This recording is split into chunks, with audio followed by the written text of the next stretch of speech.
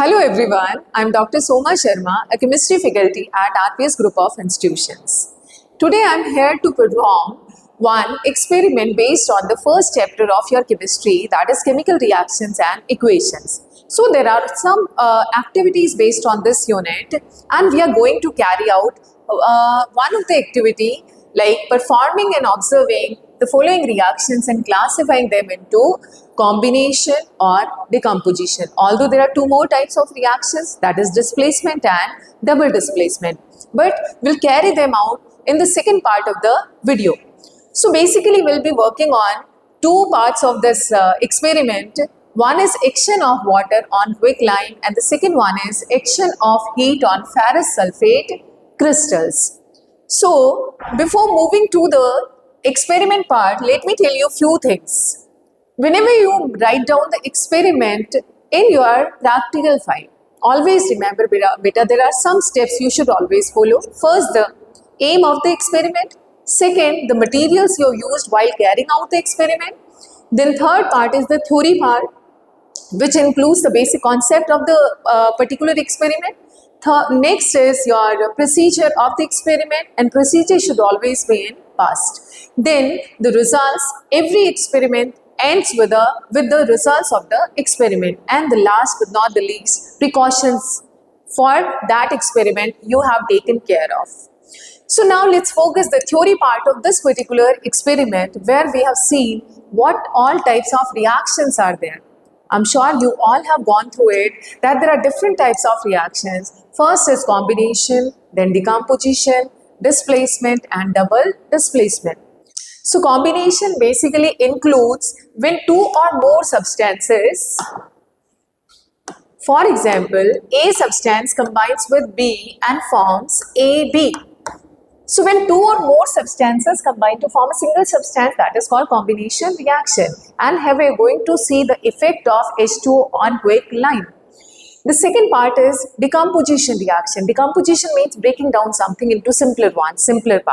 So when a single substance is being decomposed, for example, if you are having a substance XY and this decomposes to X plus Y.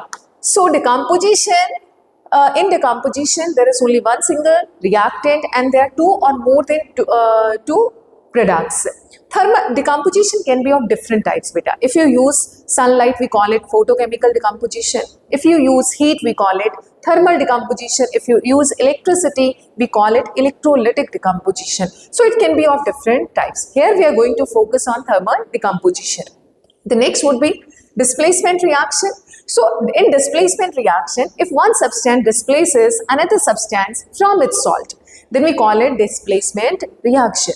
For example, if you take copper coin and if you add it to an aqueous solution of AgNO3, then we get CuNO3 whole twice plus Ag. Right? When you balance the equation, this will be the balanced part of the equation.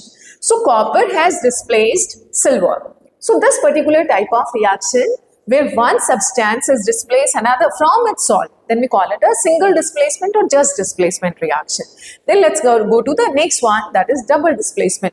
So if two substances displaces each other from their respective salts, so then we call it double displacement reaction. For example, we have taken two salts and their aqueous solutions. Let's say you have AgNO3 when added to sodium chloride, and both of them are present in their aqueous state. So the product formed would be AgCl solid plus NaNO3 aqueous. So basically beta, Ag has displaced Na and Na has displaced Ag. So this type of reaction is known as double displacement reaction. So now let's go to the lab to perform these activities, and we'll look at the effect of water on quicklime. Okay students, so after going through the theory part, now let's carry out the experiment in the same way. So we already discussed what type of reactions are there and what all the reactions which we are carrying out today in the laboratory. So now this is the time to demonstrate the activities which we already discussed. So me, as you know, Dr. Soma Sharma along with Mr. Balwan will carry out these reaction along with our students. So for each type of reaction, we'll carrying out one reaction as we have discussed in the theory part, and one reaction will be there for your homework, for your viva, right beta? So this is the reaction which is an example of combination reaction, that is the treatment of calcium oxide with water, right? So calcium oxide is also known as quicklime. So let me take a lump of calcium oxide and I am putting it into the beaker. Okay. Now, after placing this in the beaker, we are adding water to it. You need to observe what is happening. Okay, beta? So, let's see. I placed it here, adding water to it.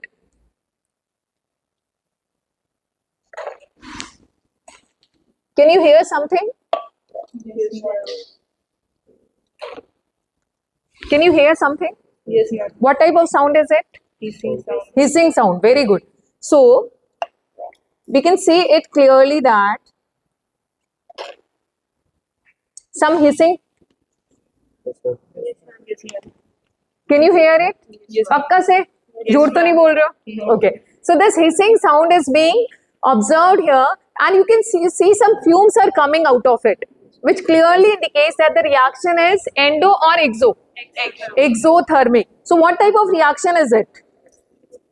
Main type. Combination, displacement, decomposition. What type of reaction is it? Combination. It's a combination reaction along with endothermic or exothermic. Exothermic. And can you touch it? Can you touch the beaker and sense the temperature? What's the temperature? It is becoming hot or colder? Hot. Hot. What does it indicate, beta? Exothermic reaction. So this is the combination reaction. Reaction between calcium oxide and water. When they combine with each other, they form calcium hydroxide, that is also known as slake lime. Now there is one reaction which is being given as a homework for you. Beta, this is Mani, this will be part of your viva. I've taken this, what is this? Magnesium ribbon. Okay, and I've rubbed it with sandpaper because sometimes magnesium react with air and forms its oxide layer, right? So we have rubbed it with the help of a sandpaper. Now let's burn it. So when we are burning magnesium ribbon, basically what is happening?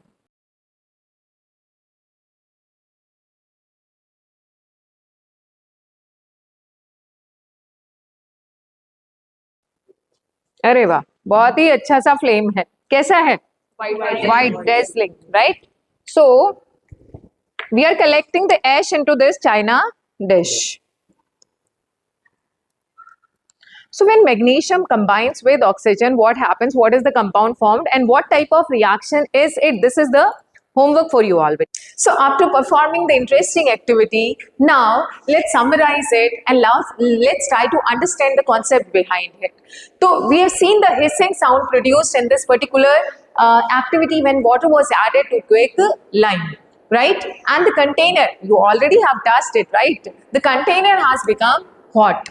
So these are the observations, so which clearly indicates that this is a combination reaction, and because it has released heat, that's why this is exothermic type of reaction.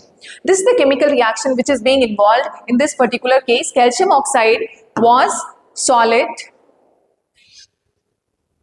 and water was added to it. The products obtained were calcium hydroxide, that is also known as slake lime, plus heat. Lot of heat was being generated. So after discussing this reaction, now let's move to the second type of reaction, that is thermal decomposition of ferrous sulfate crystals. But one more thing, after this activity, I have discussed the burning of magnesium. So that was an additional activity and was a part of your viva. You need to answer of it, think of it. So with the second type of reaction, let's go to the lab. Now let's move to the next type of reaction which we already discussed, that is decomposition reaction. Okay, so let's carry out some experiments. First, let's try to decompose ferrous sulfate. So this is ferrous sulfate. This is the reagent bottle containing ferrous sulfate. And we have taken out small amount of ferrous sulfate in a boiling tube. I hope everybody knows the difference between the test tube and the boiling tube. This is the test tube and this is the boiling tube. So generally when we heat something, we prefer to use boiling tube.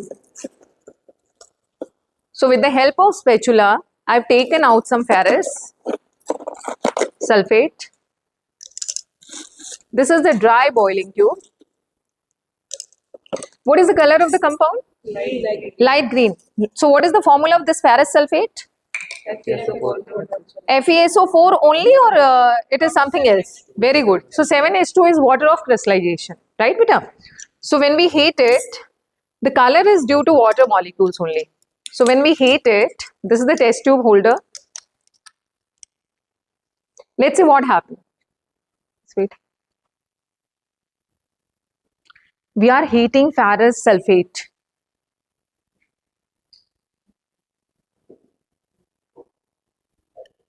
Can you see the color change, बच्चों? What is happening? क्या पूरा एकदम से direct brownish लग रहा है? कुछ white white भी दिख रहा है?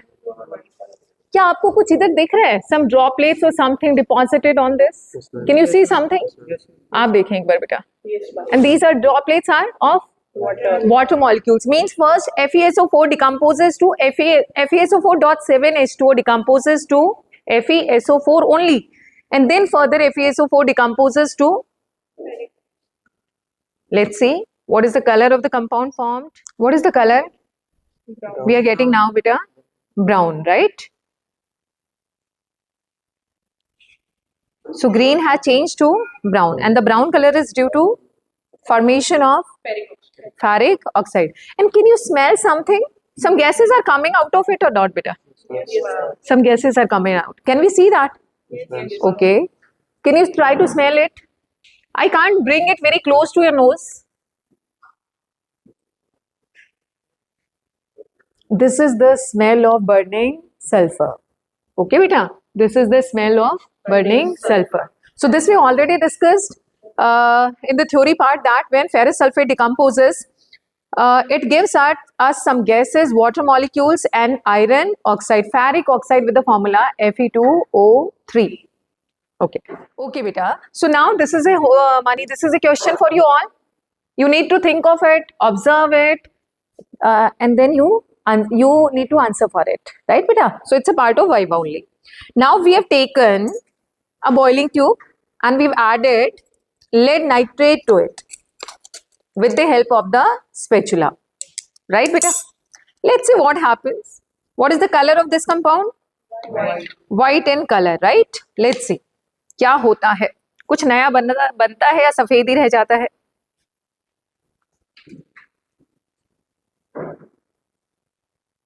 आप लोग करेंगे? You can carry it out. You can hold it. Yes. Come.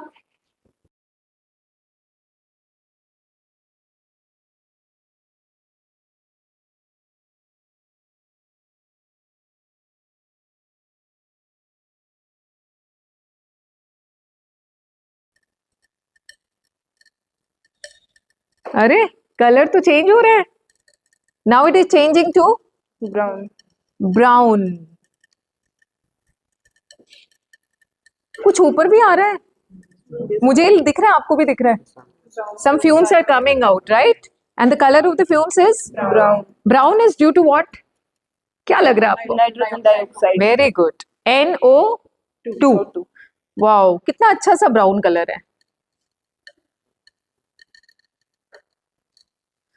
So basically, lead nitrate, we have carried out this decomposition reaction, and you need to answer for it. What type of, although I'm answering it itself, but still think of it, beta. What is happening inside this when we are heating lead nitrate? The brown color is obtained due to what? So it's a part of your Viva. Okay, thank you. So beta, after observing so many things, like you have smell like burning sulfur, you have seen some brown gases formed, and so let's discuss why that happened and what has happened actually. So when we have decomposed ferrous sulfate thermally, we have provided heat to it. So ferrous sulfate initially, this was ferrous sulfate with 7H2O molecules, which was green in color. When heated initially,